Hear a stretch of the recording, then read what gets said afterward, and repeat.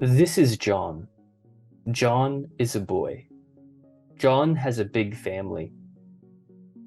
He has a mother, a father, and 2 sisters. John is the son. John's sisters' names are Helen and Emma. They have 2 parents. The parents' names are Mr. and Mrs. Smith. This is Emma. Emma is a baby.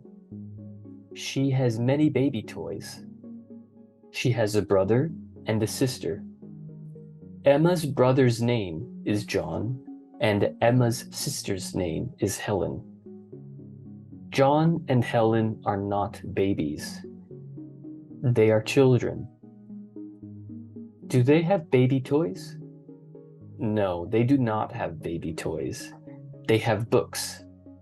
They have many books. They have books about cats. They have books about aliens. There are big books and there are small books. Mr. and Mrs. Smith also have books. Mr. Smith has a hat. Do John, Helen, and Emma have a hat?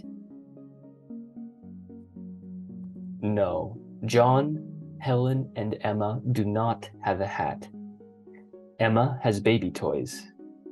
Do John and Helen have baby toys? No, they do not have baby toys. They have books. The family has a big cat. The cat has cat toys.